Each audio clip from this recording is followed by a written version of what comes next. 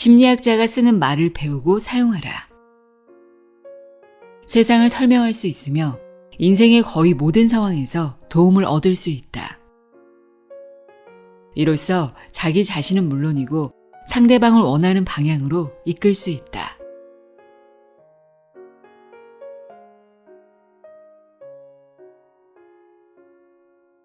안녕하세요. 나의 소리책갈피 소리내어 있다입니다. 우리의 마음이 어떻게 작동하는지 알고 있나요? 내 마음이니까 당연히 잘 안다고 생각하는 사람도 있을 테고, 내 마음인데도 정말 알 수가 없다고 답답해하는 이들도 있을 겁니다.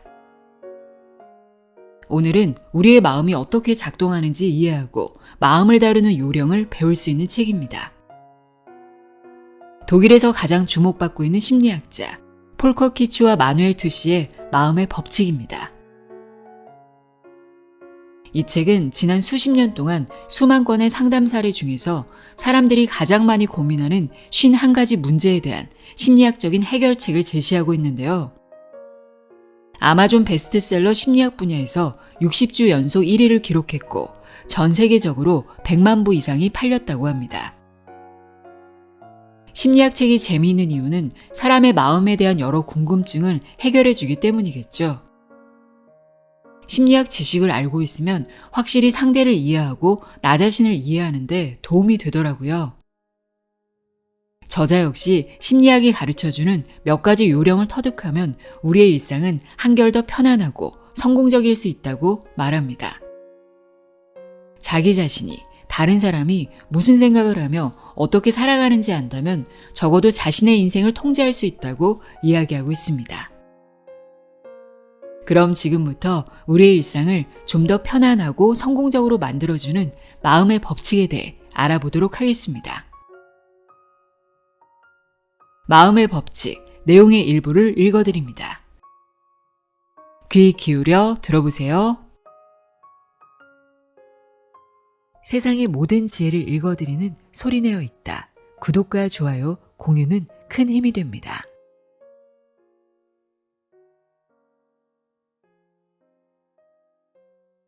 신나는 일은 짧게, 지겨운 일은 단번에. 습관화. 연말정산, 봄맞이 대청소, 묵은 자료 정리 등 이런 짜증스러운 일은 다들 적어도 하나쯤 경험해 보았으리라. 별로 달갑지 않은 이런 상황에서 우리는 주의를 다른 곳으로 돌릴 수 있는 일이라면 무엇이든 반긴다. 골치 아픈 세금 계산을 하다 갑자기 생각난 쇼핑 아이템을 사기 위해 인터넷 쇼핑몰을 검색하고 청소를 하다가 우연히 눈에 띈 책을 펼치며 회심의 미소를 짓는다. 전부터 읽으려 벼르던 책이야. 지금이야말로 이 책을 읽을 때다. 반대로 즐겁고 신나는 일을 하고 있다고 생각해보자. 맛있는 식사, 럭셔리한 거품 목욕, 손에 땀을 쥐게 만드는 축구 경기 등. 이때 우리는 주의를 흐리며 방해하는 모든 것을 증오한다. 절대 방해가 일어나서는 안 된다. 텔레비전에서 좋아하는 영화를 보는데 돌연 광고가 끼어든다면 우리는 방송국을 저주한다. 광고 산업과 더불어 세상은 돌연 빌어먹을 세상으로 곤두박질 친다. 그러니까 즐거운 일에서는 방해가 짜증스러운 반면 성가신 일에서는 방해가 오히려 기쁨을 준다. 정말 그럴까? 정확히 그 반대가 진실이다. 왜 그런지 이유를 짚어보자. 먼저 한 가지 흥미로운 실험을 소개하겠다. 어머니의 뱃속에서 평화롭게 꿈틀거리던 시절로 되돌아간다고 상상해보자. 과학자들은 아직 태어나지 않은 아기에게 특정 자극, 이를테면 시끄러운 자동차 경적 소리를 들려주는 실험을 했다. 아기가 어떤 반응을 보이는지 측정하는 실험이다. 처음에 아기는 아주 강한 반응을 보였다. 그러나 자극에 노출되는 횟수가 잦아질수록 반응은 점점 약해졌다. 이처럼 자극에 대해 태아가 보이는 반응에 대해 심리학자들은 습관화라는 거창한 표현을 붙였다. 습관화는 우리의 감각을 마비시키는 힘을 발휘한다. 그래서 시간이 갈수록 자극에 대한 반응은 시들해지기 마련이다. 대개 이런 과정은 빠른 속도로 이루어지며 습관화의 저주는 태어나기 전부터 죽을 때까지 우리를 따라다닌다. 한편으로 보면 습관화는 우리로 하여금 배움의 능력을 갖게 해주는 중요한 전제 조건이기도 하다. 되풀이를 통해 몸에 익히는 게 배움이기 때문이다. 그래서 습관화는 어떤 일이든 시간이 흐르면서 그 자극을 무뎌지게 만든다. 직장에서 마케팅 제안서를 쓰든 수술실에서 집도를 하든 방송에서 사회를 보든 자동차 경주에 나가 운전을 하든 결혼해서 가정을 꾸리든 돈을 많이 벌든 이 모든 것에 우리는 익숙해진다. 다시 말해서 어떤 일이든 처음 할 때 느꼈던 짜릿함은 곧 사라지고 만다. 습관화에서 우리가 바꿀 수 있는 것은 없다. 그렇지만 습관화를 의식적으로 활용한다면 우리의 인생은 훨씬 편안해질 수 있다. 습관화는 불편한 일에도 적용되기 때문이다. 짜증스럽고 지루한 일이라도 시간이 흐르면 불편한 자극은 줄어들게 마련이다. 그러니까 지혜로운 사람은 즐겁고 신나는 일일수록 한 번에 오래 하기보다는 간격을 두고 자주 끊어서 한다. 이렇게 끊어줌으로써 습관화로 인한 무뎌짐을 방지할 수 있기 때문이다. 믿어지지 않는다고? 그렇다면 아마도 다음 실험 결과를 읽어보면 생각이 달라지리라. 사람들을 두 그룹으로 나눈 다음 그들이 좋아하는 영화 한 편을 보여줬다. 차이가 있다면 한 그룹에는 영화 중간에 광고를 끼워 넣었고 다른 그룹은 그저 영화만 보았다는 점이다. 나중에 영화를 본 소감을 묻는 설문조사가 이뤄졌다. 결과는 예상과 다르게 광고가 들어간 영화를 본 그룹이 훨씬 더 높은 만족도를 나타냈다. 광고 자체가 방해가 된다고 여겼음에도 말이다. 이런 원리는 모든 아름다운 순간에 똑같이 적용될 수 있다. 기쁨은 매번 새롭게 시작할 때, 끊어주고 다시 시작할 때 더욱 커졌다. 이렇게 본다면 한 해의 휴가를 한 번에 통째로 쓰는 것은 어리석은 짓이다. 휴가 초기에는 좋겠지만 습관화의 힘이 시간이 갈수록 지루해지게 만들 것이기 때문이다. 따라서 될 수 있는 한 휴가 첫날을 많이 만드는 게 현명하다. 연차를 짧은 단위로 나누어 즐기는 전략을 써서 말이다. 부담스러운 일에는 정반대의 원리가 적용된다. 오히려 새롭게 시작할 때마다 우라가 치민다. 일을 끊어주면 습관화가 제대로 이루어지지 않아 다시 그 일을 하려고 할 때 더 큰 고통이 따른다. 그러니까 부담스러운 일을 할 때에는 될 수 있는 한 끝까지 밀어붙이는 게 습관화 활용 전략이다. 시간이 흐르면서 저절로 부담감이 덜어진다. 그러니 즐겁고 신나는 일은 짧게 끊어서 하고 지겨운 일일수록 단번에 끝내라. 당신의 인생이 한결 편안해질 것이다. 타인을 내 뜻대로 바꿀 수 있는 유일한 방법. 자기 충족적 예언. 자기 충족적 예언은 어떤 예언이 있다는 사실만으로 그 내용이 현실로 나타난다는 것을 뜻한다. 그러니까 예언이 원인으로 작용해 실제 결과를 이끌어내는 셈이다. 다음과 같은 실험이 있었다. 학생들을 두 그룹으로 나눈 다음 한 그룹의 아이들에게는 너희가 최고라고 말해주었다. 그러자 학기를 끝낼 때 이 그룹 학생들의 지능지수는 실제로 몰라보게 향상되었다. 반면 아무런 말을 해주지 않은 그룹에는 그 어떤 변화도 일어나지 않았다. 심리학에서는 이 효과를 처음으로 발견해낸 미국 심리학자 로버트 로젠탈의 이름을 따서 로젠탈 효과라고 부른다. 로젠탈 효과는 다른 말로 피그말리온 효과라고도 한다. 자신이 만든 여인상을 사랑한 피그말리온의 정성에 감동해 여신 아프로디테가 조각상의 생명을 불어넣어줬다는 신화에서 따온 명칭이다. 이처럼 타인의 기대나 관심으로 능률이 오르거나 결과가 좋아지는 현상이 자기 충족적 예언이다. 그렇다면 자기 충족적 예언은 어떻게 이루어질까? 이 현상을 설명한 실마리는 따먹지 못하는 포도를 보며 분명히 맛이 시다고 우기는 이른바 인지 부조화 이론에서 찾을 수 있다. 칭찬과 격려를 받은 학생들은 그렇지 않은 그룹에 비해 훨씬 더 부지런하고 높은 집중력을 자랑했다. 칭찬과 기대에 어긋나지 않으려 노력했기 때문이다. 예언은 종종 우리에게 분명하게 전달되지 않는다. 그저 상대방의 평범한 말에서 우리가 예언을 이끌어낼 뿐이다. 다시 말해서 상대방의 일상적인 말에 담겨있는 기대를 읽어내는 시기다. 인간은 그것을 기꺼이 일반화하는 경향이 있다. 그래야 일상생활을 쉽게 해나갈 수 있기 때문이다. 이런 상황에서는 의당 상대가 이런 기대와 바람을 갖겠지 하고 무의식적으로 결론을 이끌어낸다. 그래서 저 말은 이런 뜻이겠구나 하고 지레짐작을 한다. 예를 들어 과학 연구는 인간은 몸매가 매력적인 사람을 보면 친절하고 예의도 바르고 성격도 긍정적일 거라고 생각하는 경향을 보인다는 점을 입증했다.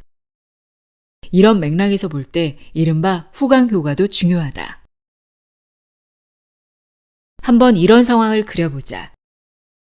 열차 여행을 하는데 옆자리에 아주 매력적인 젊은 여성이 앉았다. 이미 우리의 머릿속에는 일반화라는 틀이 작동한다. 그래서 친절하고 예의 바른 미녀와 대화를 나누고픈 기대에 부풀어 먼저 친절하고 예의 바른 태도를 취한다.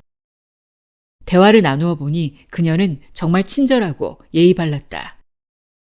결국 일반화한 틀의 영향으로 그에 어울리는 태도를 가진 덕에 상대방에게서 같은 반응을 이끌어냈다. 이렇게 해서 예언은 그 내용을 스스로 충족시키는 결과를 빚는다. 이른바 점이라고 하는 것도 자기 충족의 예언이라는 원리로 설명할 수 있다. 예를 들어 운세가 다음 주에 당신은 부상을 당할 염려가 있다면 실제로 다칠 확률이 높아진다. 부상을 당할까봐 두려운 나머지 집중하지 못하고 허둥대다가 실제로 발을 헛디뎌 어딘가에 충돌하고 마는 것이다. 이른바 풍문이라고 하는 것이 바람을 불러일으키는 방식도 비슷하다. 긍정적이든 부정적이든 말이다. 예를 들어 누군가 다음 주에 ABC은행이 파산한다는 헛소문을 퍼뜨린다면 그때까지 튼튼했던 은행이 실제로 파산하는 일은 얼마든지 벌어질 수 있다. 소문을 들은 채권자와 고객이 서둘러 돈을 빼돌리기 때문이다. 자기충족 예언과 아주 비슷한 것으로는 플라세보 효과를 꼽을 수 있다. 아무런 약효를 갖지 않은 물질로 만든 가짜약임에도 환자에게 좋은 효과를 나타내는 플라세보 효과는 순전히 심리적인 바탕에서 일어나는 현상이다. 이 모든 사례는 우리의 생각이 얼마나 대단한 힘을 갖는지 보여준다. 생각의 힘이 이처럼 엄청나다면 인생에서 도저히 통제할 수 없는 건 역시 통제할 가능성이 있는 것으로 보아야 하지 않을까?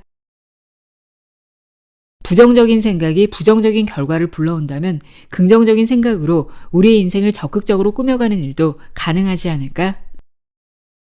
만족과 행복을 위해 긍정적인 생각을 최대로 잘 활용할 필요가 있다. 주저 말고 시도해보라. 매일 아침 하루를 시작하기에 앞서 자신에게 주문을 걸어라. 오늘 나는 아주 친절한 사람들만 만날 거야. 오늘은 성공하기로 이미 예정된 날이야. 아니면 그저 간단하게 나는 진정으로 행복해 하고 외쳐보자. 사람들을 상대할 때도 자기 충족적 예언을 얼마든지 활용할 수 있다. 앞서 언급했던 학생들과의 실험을 떠올려보자. 어떤 사람이 특정한 좋은 성격을 보여주기 원한다면 드러내놓고 그런 성격을 칭찬하라. 상대방은 어느덧 자신도 모르게 그런 성격을 보여주려 노력할 게 틀림없다. 칭찬을 받은 사람은 그 칭찬에 부응하기 위해서라도 그런 성격이 되도록 노력한다. 그만큼 당신의 칭찬에 자부심을 느끼기 때문이다. 동료가 고객을 좀 더 친절하게 응대해주기 바란다면 간단히 다음과 같이 말해보라. A씨, 고객과 정말 정감 넘치게 대화를 나누시네요. 그런 친절함은 누구도 따라하기 힘들 거예요. 어떤 변화가 일어날지 지켜보자.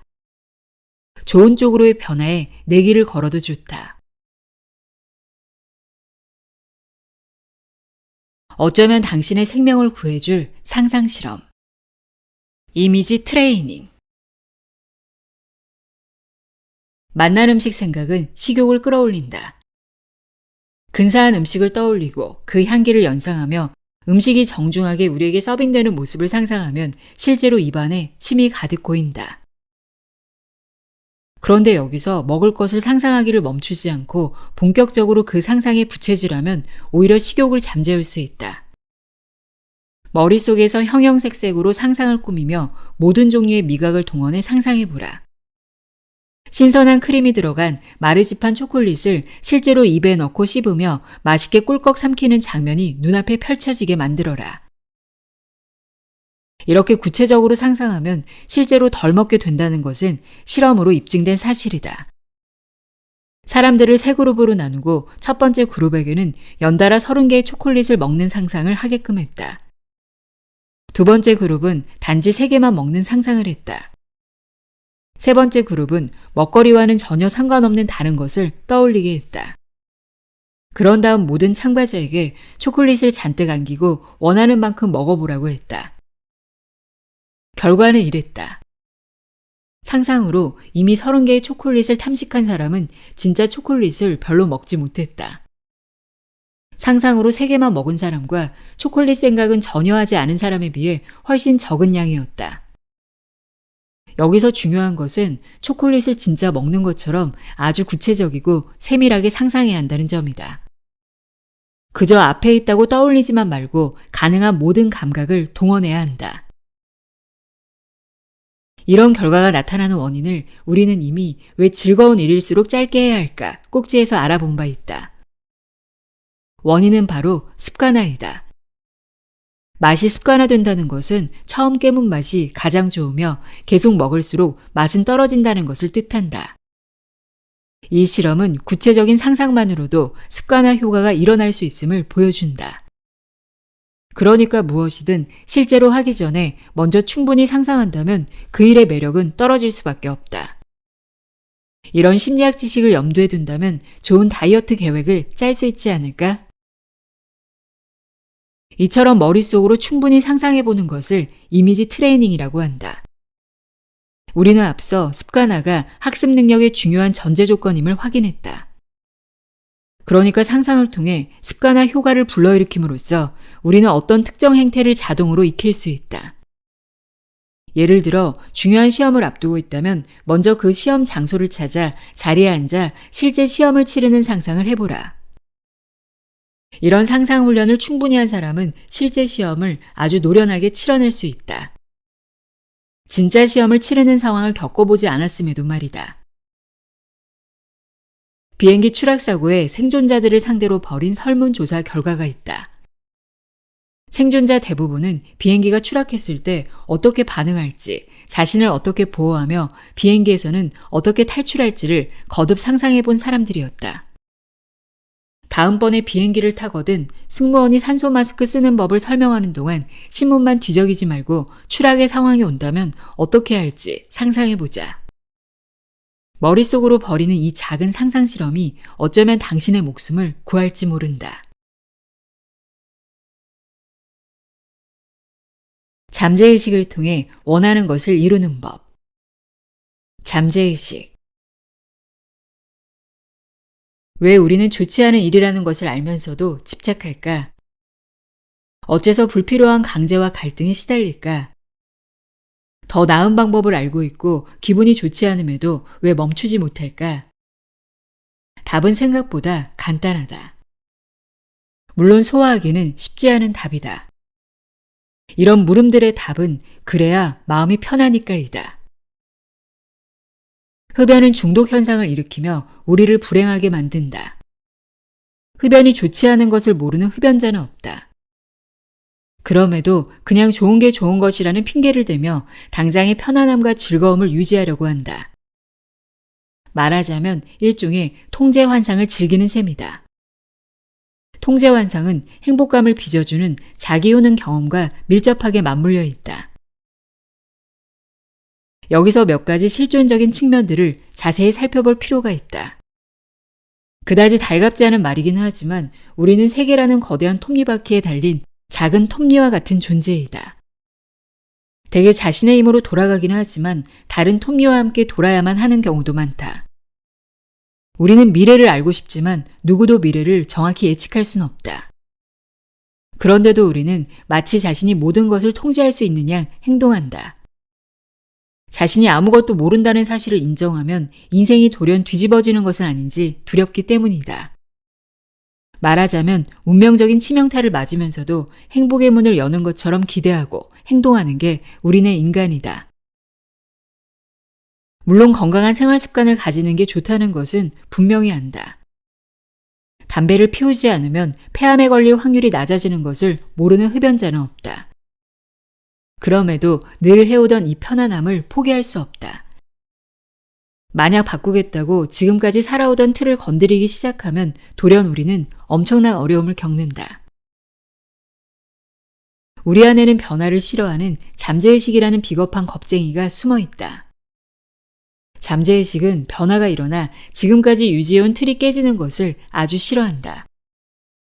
우리가 문제 혹은 갈등 따위를 명확하게 의식하려고 들면 대개 잠재의식이 가로막는다. 지금까지 안정적이었다고 믿어온 구조를 잃을까봐 두려워하는 것이다. 인생은 예측할 수 없고 통제 불가능한 일의 연속인데 그 모든 것을 떠받치는 기본 틀이라는 습관에 한사코 매달린다. 그렇게 함으로써 내 인생은 내가 통제한다는 환상에 빠진다. 그리고 이 환상 속에서 잠재의식은 구름처럼 편안하다. 우리는 모든 게 지금까지 그랬던 것처럼 앞으로도 그래 주었으면 하는 마음을 가진다. 물론 잘못된 것을 고치지 못해서 때때로 불편하고 고통스럽기는 하다. 그러나 지금처럼 지내는 것이 자신이 모든 걸 통제하고 있고 자기 효능 경험을 하는 것처럼 보이는 것이다. 그거 참 묘하다며 머리를 극적이는 독자가 적지 않으리라. 그만큼 우리 무의식의 타성과 관행은 질기다. 지금부터는 어떻게 하면 진정한 자기 효능을 이루어낼 수 있는지 그 방법을 알려주겠다. 잠재의식과 습관이 반항하는 곳, 바로 그곳에 길이 있다. 예를 들어, 에이, 담배 피우는 게 뭐 그리 나쁘겠어. 담배를 피우고도 90살이 넘도록 산 사람도 많잖아. 혹은 신념 결심이라는 것은 원래 깨라고 있는 거 아니야? 따위의 생각에 사로잡히거든 그게 바로 잠재의식이 방해 공작에 나섰다는 증거다. 그럼 이제 당신의 잠재의식에 한 방을 날려라. 먼저 다음과 같이 물어보자. 지금까지 해온 대로 계속하면 어떤 일이 벌어질까? 그리고 아주 선명하게 그 결과를 구체적으로 그려보라. 이를테면 담배를 계속 피워서 폐가 니코틴과 타르로 인해 시커멓게 변한 모습을 떠올리는 것이다. 그런 다음 두 번째 물음을 던지자. 정말 그렇게 되기를 원하는가? 당신은 강력하게 아니 하고 외쳐야 한다. 일종의 가격 비교를 하듯 어느 쪽이 더 높은 대가를 치러야 할지 생각하라. 콘크리트 벽을 향해 달리는 기차처럼 그냥 모든 걸 계속 달리게 내버려 둬야 할까? 아니면 정확한 목표를 가지고 꾸준하게 성공을 위해 나아가야 할까를 끊임없이 비교해보라. 이런 과정을 겪으면 변화를 이끌어내고 무언가 실천에 옮길 강력한 동기를 얻을 수 있다. 흔히 잠재의식을 무의식과 혼동하는 경우가 있는데 무의식은 없는 의식이 아니라 숨어있는 의식이다. 잠재의식은 같은 차원의 주파수를 갖는 신호를 특히 잘 받아들인다. 그러므로 이른바 자기암시라는 방법으로 당신의 잠재의식을 프로그램하라. 예를 들어 머릿속으로 늘 다음과 같이 되뇌어라. 내 자유의지로 지금부터 담배로부터 자유로운 인생을 살리라. 이런 주문을 계속 걸어라. 이때 중요한 것은 될 수 있는 한 간결하고 긍정적인 표현으로 목표를 묘사하는 것이다. 우주를 상대로 소원을 빌라는 말이 아니다. 우리는 단적으로 잠재의식을 변화의 과정에 맞춰야 한다. 잠재의식에는 갈등 상황을 풀어낼 수 있는 수많은 해결책이 가득 쌓여 있다. 다만 쉽게 떠오르지 않을 뿐이다. 자기암시라는 방법을 통해 이 해결책을 차례차례 풀어내어 의식 차원으로 끌어올려야 한다. 긍정적 사고는 이렇게 작용한다. 모든 게 좋아지리라. 어떻게 하면 그의 마음을 얻을 수 있을까? 단순 노출 효과. 처음에는 서로 아무런 관심을 갖지 않았던 두 사람이 사랑하는 사이로 발전하는 일은 종종 벌어진다. 우연히 마주치는 일이 자주 생겼기 때문이다. 이것은 과학적으로 증명된 사실이다. 이런 작용을 단순 노출 효과라고 부른다. 미국의 심리학자 로버트 자이언스가 1968년에 발견한 현상으로 이 효과는 마주침이나 접촉의 빈도가 잦을수록 그 사람을 좋아하게 된다는 것을 뜻한다. 어떤 사람을 의도적이든 우연이든 자주 마주칠수록 우리는 호감과 매력을 느끼게 된다. 물론 단 하나의 조건은 있다. 첫 만남에서 부정적인 인상을 받지 않아야 한다. 부정적인 인상을 받은 경우에는 만남이 거듭될수록 반감만 깊어진다. 그러나 최소한 첫인상이 중립적이었다면 만남의 횟수와 비례해 호감은 상승한다. 이 효과는 세미나 실험을 통해 입증되었다. 세미나에 은밀하게 학생을 들어가게 했다. 물론 이 학생은 누구와도 말 한마디 나누지 않았으며 수업에 참여하지도 않았다. 그저 가만히 앉아 있다가 끝나면 사라졌다. 여러 명의 학생들이 서로 다른 세미나의 참석 빈도를 달리해가며 참여했다. 말하자면 A라는 학생은 한 세미나에 1번, B라는 학생은 2번, C는 3번 참석하는 식이다. 가장 자주 참석한 경우는 15번이었다. 나중에 진짜 학생들에게 사진을 보여주며 사진 속의 인물에게 얼마나 호감이 가는지 물었다. 그 결과 그저 참석만 했음에도 출석 횟수가 많을수록 호감과 매력도가 높게 나타났다. 누구와 한마디의 말도 나누지 않았음에도 말이다. 단순 노출 효과의 바탕을 두고 나타나는 것으로는 밀접 효과를 꼽을 수 있는데 가까이 있는 사람과 친구가 될 확률이 가장 높다는 내용이다. 물론 같은 도시에 살고 있는 사람들끼리 훨씬 더 잘 친해질 수 있다는 것이 그리 놀라운 이야기는 아니다. 실제로 아파트 같은 층 혹은 대학생 기숙사 입주 학생들은 대개 가장 가까이 있는 학생과 친해진다는 사실을 확인해 주었다. 같은 복도일지라도 양쪽 끝방에 사는 학생들은 거의 접촉이 없었다. 복도라고 해야 불과 몇 미터에 지나지 않음에도 말이다. 밀접 효과는 얼핏 보기에는 진부하게 들리지만 그 영향력은 실로 강력하다. 어째서 그런 것일까? 우리 머리는 거듭 되풀이해서 일어나는 똑같은 상황을 보다 효율적으로 처리하기 위해 도식이라는 것을 만들어낸다. 어떤 특정한 도식이 보다 빈번하게 작용할수록 우리 두뇌에서는 처리 유창성이 올라간다. 두뇌의 작용 방식을 설명하는 심리학 용어인 처리 유창성은 우리의 뇌가 머릿속에 떠오르는 과정을 물 흐르듯 매끄럽게 하려는 경향이 있다는 것을 설명한다. 그래서 처리하기 쉬운 일일수록 우리는 그것을 편안하고 즐겁게 여긴다. 다시 말해서 우리 뇌는 될 수 있는 한 일거리를 줄이는 쪽으로 작동한다. 복잡할 것 없이 도식을 통해 아, 이거는 그거야 하고 간단하게 일하는 것을 좋아하는 것이다.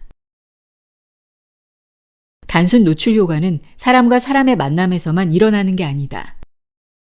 물건이나 상황 혹은 단어들에도 똑같은 효과가 나타난다. 예를 들어 라디오에서 불과 몇 분 사이에 같은 상표의 짤막한 광고 2편이 되풀이되는 것도 이런 효과를 노린 광고 전략이다. 엄청난 비용을 들여 곳곳에 상표를 노출시키는 것도 다 그만한 이유가 있다. 우리가 의식하든 그렇지 않든 인정하든 아니든 이러한 노출은 우리에게 실제로 막대한 영향을 준다. 심지어 반복 노출은 진실을 거짓으로, 거짓을 진실로 뒤바꿔 놓기도 한다. 우리는 같은 말을 여러 차례 들으면 그게 정말 옳다고 생각한다. 토크쇼를 보면 출연자들이 그렇게 끝없이 되풀이한다고 해서 당신 말이 진리가 되는 건 아니야 라며 서로 공격하는 장면을 자주 볼 수 있다. 그러나 안타깝게도 우리는 이른바 진리 효과로 인해 같은 말을 여러 차례 들으면 그것이 정말 맞다고 생각한다. 끝없이 똑같은 거짓말을 되풀이하는 사람에게 짜증을 내지만 결국 나중에는 그가 하는 말을 믿게 되는 것이다. 단순 노출 효과와 진리 효과로부터 우리는 뭘 배워야 할까? 첫째, 첫눈에 반하는 사랑에 너무 많은 것을 걸지 마라. 첫인상이 그리 나쁘지 않구나 하는 생각이 들면 침착하게 몇 번의 만남을 더 가지면서 서로의 감정이 어떻게 발전하는지 볼 필요가 있다. 이런 만남이 결국 사랑하는 관계로 발전할지 아니면 그저 우정으로만 남을지는 당신이 상대방에게 어떤 매력을 느끼느냐에 달려있다. 유감이지만 단순 노출 효과만으로 매력을 끌어올릴 수는 없다. 이 장에서 살펴본 단순 노출 효과를 인위적 희소와 전략을 결합하면 최상이다. 될 수 있는 대로 자주 모습을 보여주되 쉬운 상대라는 인상은 결코 주지 않는 것이다. 둘째, 마음에 드는 사람을 만나면 되도록 자주 그 사람 주변에 나타나라. 이를테면 회사의 대표이사에게 좋은 점수를 받고 싶다면 아침에 우연히 복도나 구내식당에서 마주칠 기회를 많이 만들어라. 그러면 서로 이야기를 나눈 적이 없어도 대표이사가 당신에 대해 갖는 호감도는 높아질 수 있다. 셋째, 만약 어떤 진실을 팔고 싶다면 염주를 돌리듯 반복하라. 꾸준히 떨어지는 물방울이 바위를 뚫는다는 정말 깜짝 놀랄 정도로 번뜩이는 해안을 자랑하는 속담이다. 넷째이자 마지막으로 짚을 점은 다음과 같다. 다른 사람들이 똑같은 수법으로 당신을 속이고 있는 건 아닌지 한번 살펴보라.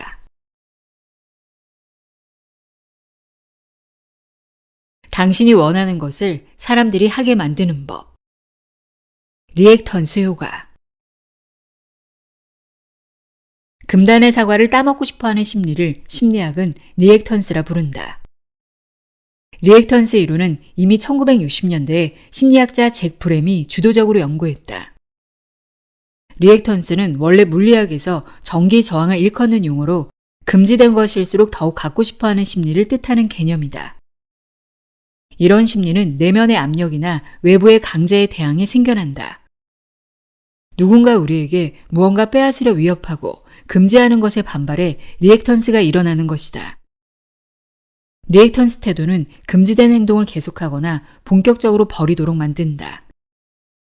이런 식으로 우리는 잃어버린 자유를 회복하려 든다.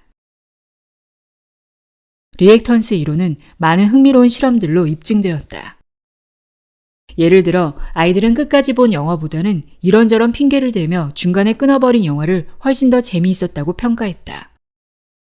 극단적인 경우 우리는 평소라면 전혀 자발적으로 하지 않을 행동도 하지 말라고 하면 기를 쓰고 감행한다. 참으로 희한한 노릇이다. 한 가지 재미있는 사례를 우리는 마크 트웨인의 유명한 소설 톰 소여의 모험에서 찾아볼 수 있다. 장난꾸러기 톰 소여는 이모 폴리로부터 거듭 교육적 차원의 벌을 받는다. 어느 날 울타리에 페인트 칠을 하라는 이모의 말에 심통이 난 톰이 툴툴거리며 칠을 하고 있는데 마침 지나가던 친구 벤이 그 모습을 보고 또 벌을 받느냐며 놀렸다. 그러자 톰은 페인트 칠이 너무나 재미있는 것처럼 몰두하는 신용을 했다.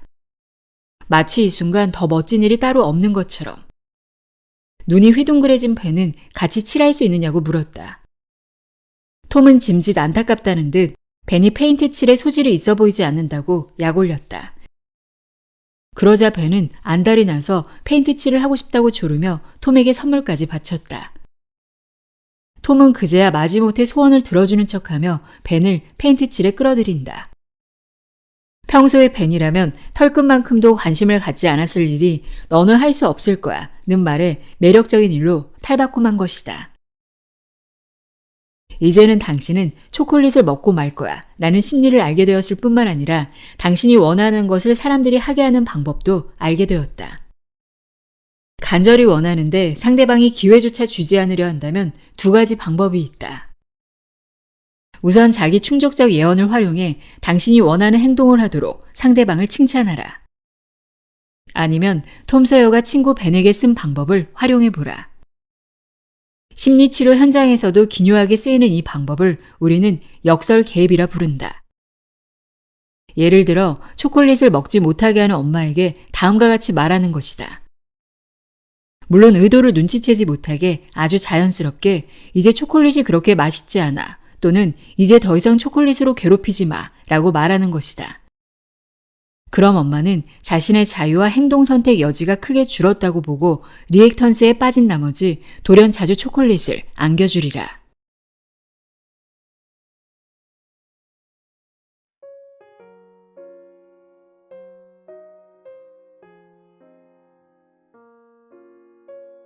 폴커 키치와 마누엘 투시의 마음의 법칙 읽어드렸습니다. 우리의 마음이 어떻게 작동하는지 이해하는데 도움이 되었길 바랍니다. 오늘도 함께 해주셔서 고맙습니다.